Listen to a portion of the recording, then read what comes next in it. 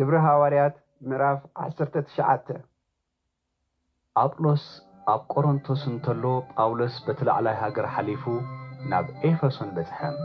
ኣብኡ ኸዓ ውሑዳት ደቀ መዛሙርት ረኸበ። ምስ ኣመንኩምስ መንፈስ ቅዱስ ዶ ተቐቢልኩም ኢሉ ጠየቖም። ንሳቶም ከዓ ኣይተቐበልናን፣ መንፈስ ቅዱስ ከም ዘለውን ሰሚዕና ይንፈልጥን ኢሎም መለሱሉ። ንሱ ከዓ በየናይ ጥምቀት ደኣ ተጠመቅኩም በሎም። ንሳቶም ድማ ብጥምቀት ዮሐንስ በልዎ።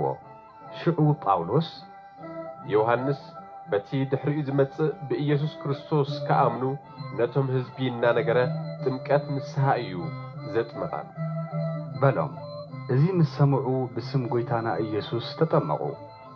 ጳውሎስ ኢዱ ምስ ኣንበረሎም ድማ መንፈስ ቅዱስ ናብኣቶም ወረደ። ሽዑ ብቋንቋታት ተዛረቡን ተነበዩን። እቶም ሰባት ከዓ ኩሎም 12 ዝኣኽሉ ነበሩ። ጳውሎስ ኣብ ቤተ ጸሎት ኣይሁድ ኣትዩ ብዛዕባ መንግሥቲ እግዚኣብሔር እናተኻትአን እናረድአን ን3 ወርሒ ብትብዓት ተናገረ። ሓደ ሓደ ነቲ መንገዲ ጐይታ ኣብ ቅድሚ ህዝቢ እናካፉ ልቦም ሰትረሩን ምእማን ምስ ኣበዩን ግና ካብኣቶም ረሓቐ። ነቶም ደቂ መዛሙርት ፈልዩ ድማ በብመዓልቱ ኣብቲ ጢራኖስ ዝምህረሉ ዝነበረ ኣዳራሽ ይሰብከሎም ነበረ። እዚ እቶም ኣብ እስያ ዝነበሩ ኩሎም ኣይሁድን ግሪካውያንን ነቲ ቃል እግዚኣብሔር ክሳዕ ዝሰምዕዎ 2 ዓመት ሙሉእ ቀጸለ። እግዚኣብሔር ከዓ ብኢድ ጳውሎስ ብዙሕ ዘደንቕ ተኣምራት ይገብር ነበረ። እነሆ ድማ መንዲል ወይ ክዳን ካብ ሰውነቱ ወሲዶም ኣብቶም ሕሙማት የንብሩ እሞ ሕማሞም ይሓድጎም። ርኩሳት መናፍስቲ እውን ካብኣቶም ይወፁ ነበሩ። ካብ ሰብ ኣጋንንቲ እናውፅኡ ዝዞሩ ዝነበሩ ኣይሁድ ገሊኦም ነቶም ርኩሳት መናፍስቲ ዝሓደርዎ በቲ ጳውሎስ ዝሰብኮ ብስም ኢየሱስ ክትወፁ ንእዘኩም ኣለና እናበሉ ስም ጐይታና ኢየሱስ ክጽውዕሎም ፈተኑ።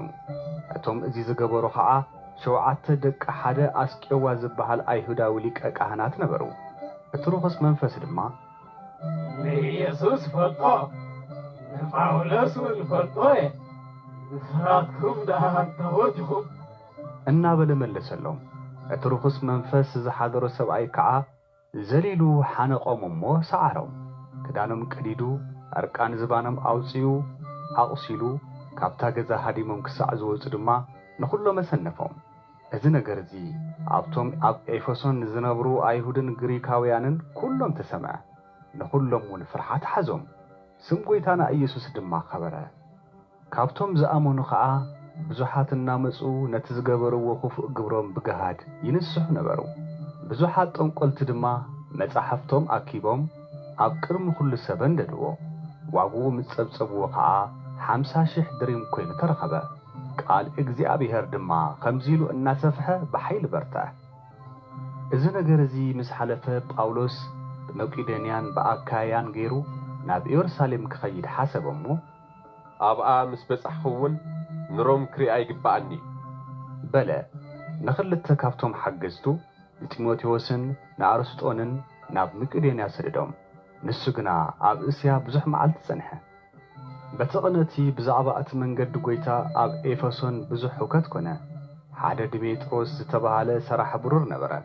ንሱ ኣብ ቤተ መቕደስ ኣርጤምስ ዝኸውን ምስሊ ብሩር እናሰረሐ ነቶም አንጠረኛታት የርብሖም ነበረ። ነዚኣቶም እውን ነቶም ብስርሖም ዝተሓባብርዎምን ኣኪቡ ከምዚ በሎም፣ ኣቱም ሰባት ጥቕምና ካብዚ ስራሕ እዚ ምዃኑ ትፈልጡ ኢኹም። ከም እትሪእዎን እትሰምዕዎን ዘለኹም እዚ ጳውሎስ እዞም ብኢድ ሰብ ዝግበሩስ ኣማልኽቲ ኣይኮኑን እናበለ ኣብ ኤፌሶን ጥራሕ ዘይኮነስ ዳርጋ ኣብ ኩላ ኤስያ ንብዙሓት ሰባት ከም ዘስድዕን ከም ዘስሕትን ትርእዩን ትሰምዑን ኣለኹም።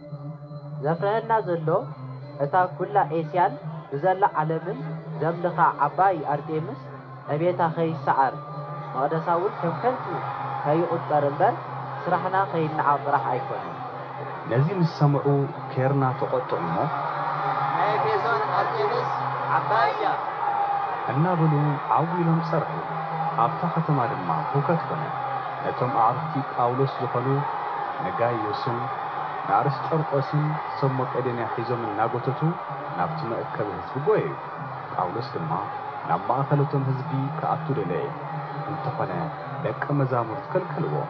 ካብ እስያ ዝኾኑ ሽመኛታት ፈተውቱ ልኢኾም ናብቲ መእከቢ ህዝቢ ከይኣቱ ለመንዎ። እቲ ህዝቢ ድብልቕልቕ ኢሉ ስለ ዝነበረ ዝበዝሑ ብዛዕባ እንታይ ከም ዝተኣከቡ እኳ ኣይፈልጡን ነበሩ። ስለዚ ገሊኦም ከምዚ ገሊኦም እውን ከምቲ እናበሉ ዓዊሎም ይጸርሑ ነበሩ።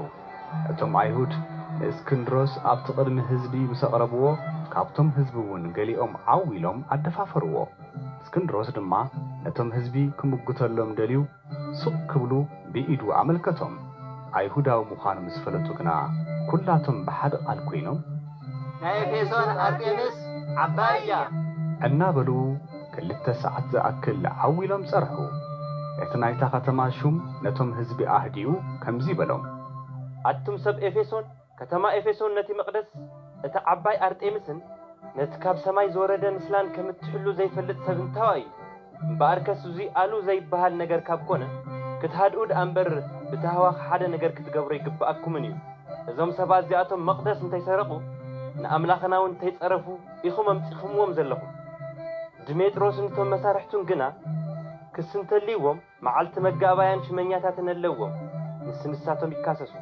ካልእ ነገር እንተልይኩም ድማ ኣብቲ ስሩዕ መጋባያ ይርአ። ነዚ ህውከት እዚ እንህቦ ምኽንያት የብልናን፣ በዝሎሚ ዝኾነ ህውከት እኳ ከይንኽሰስ ንፈርሕ ኢና ኢሉ ነቲ ኣኼባ በተኖ።